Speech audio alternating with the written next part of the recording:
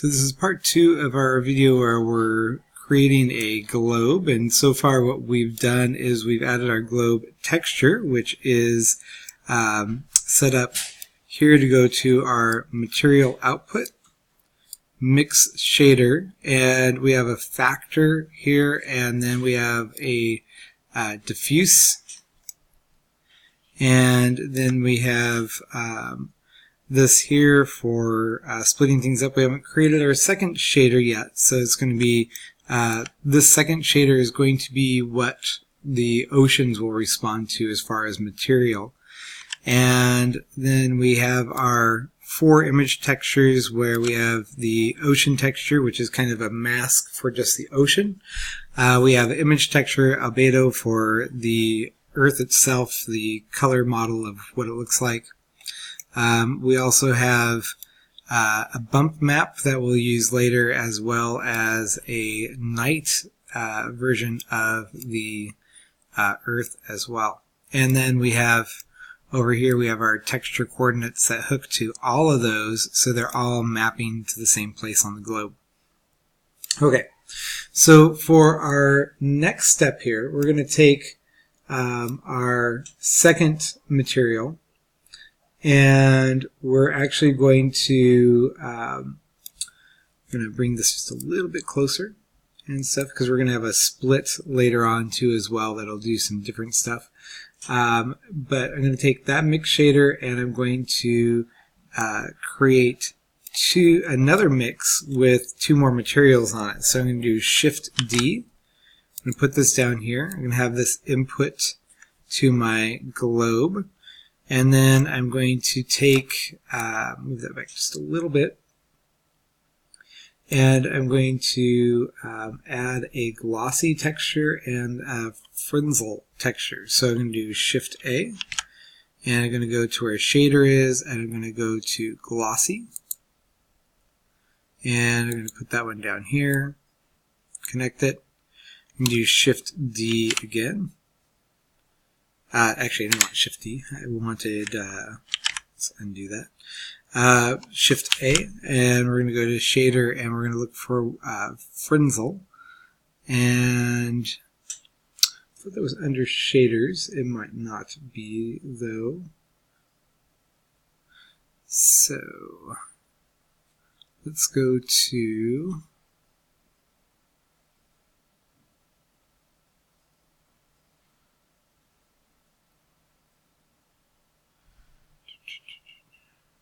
can always do search and see what we can find there. So I'm going to type in Fresnel. Of course, it helps if I say it right? So I can do it that way, and then I'm going to take the factor. I'm going to pull this into where it says factor here. And then I'm taking, for my other material, spread these out a little bit, pull this one closer. I'm actually taking my diffuse and connecting that with this one, and so I have that so far. Now we got to do some of our settings here. I'm going to leave this at 1.450. Okay, and then this material for right now I'm going to leave exactly as is for the moment. Okay. So as we turn it, we can see a little bit on the edges. We get that kind of different kind of washing out as we go around there from that. Okay, so rotate that so we can see it a little bit better there.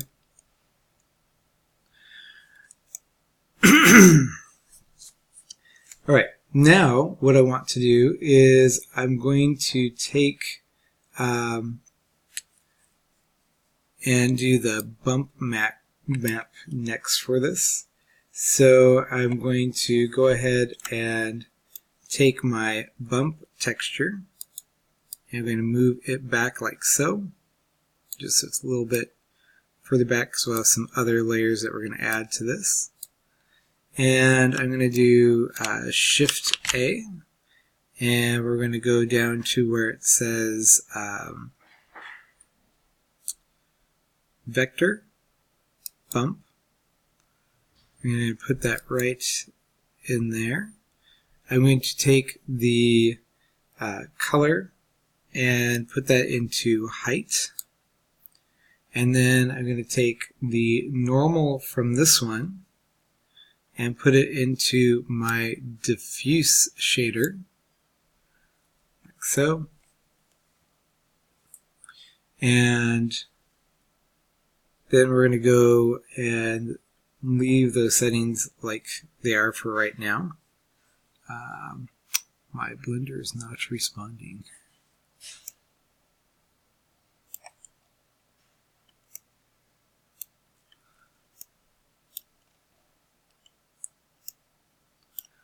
Okay. So we have that piece there.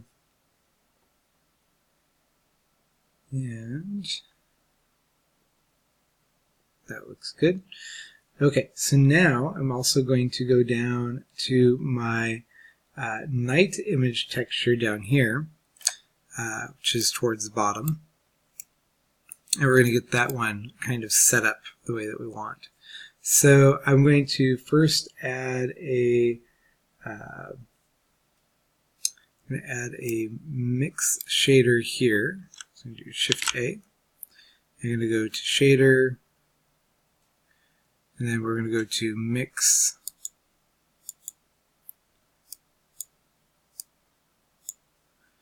And then I'm going to add an emission. Okay, so shader, emission, put it down here. And I'm going to plug that into the bottom of this shader.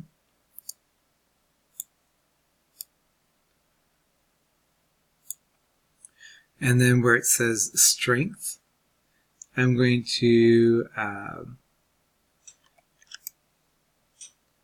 take my night sky. I'm going to take the color output and plug it into where strength is. And then you can see these blotches here and stuff. We'll fix that in a moment. Also, I can change the color of those blotches, and we're going to go for kind of a little bit more yellowish tone to represent night lights on Earth. Okay. And then I'm going to do Shift A, and I'm going to go to where it says convert. So go down to converter, math. I'm going to add that in right in the middle there. I'm going to say multiply. So we're going to find multiply on our list. Towards the bottom, actually. There we go. Okay, selected multiply, and we're going to give this a value of like 10. We'll be adjusting that too as we go, so don't worry about it too much yet. And got that. And then what I want to do is we're going to go ahead and add in a normal vector here. So we're going to go to where it says vector, normal, click on this, and I'm going to take the normal output and bring that over to the mix shader as a factor. So I can take the normal, plug that into the factor there. Okay, get that as my result so far. I can also take this and rotate it to get different effects. So as I go around like so. Okay. And we'll do more adjusting of that later too as well. And then I want to take my coordinate system that I have, my generated, take that from there, plug that into the normal, and that's our base for our shader that we're going to be working with. Okay, and it's very complex, has a lot of things to it. And I'll go over probably in our next video what some of those things are. Actually, I had time in this one. So first of all, this we're going to be using to adjust what parts are visible of our globe as we go around. We have some tweaking to do with that too as well. But I can move this where if I go too far, I don't see those lights showing up at all there. Okay. And I can bring it back around like so. And let's go to, they all disappeared. There they are right there. Okay, I could use that to kind of modify how I want the light to show, like from light and dark. And we'll get into it in a minute here.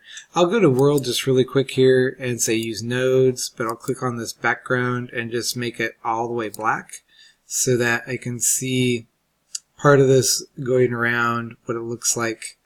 But for this layer right now, that should be good. Again, we can adjust it later. Okay.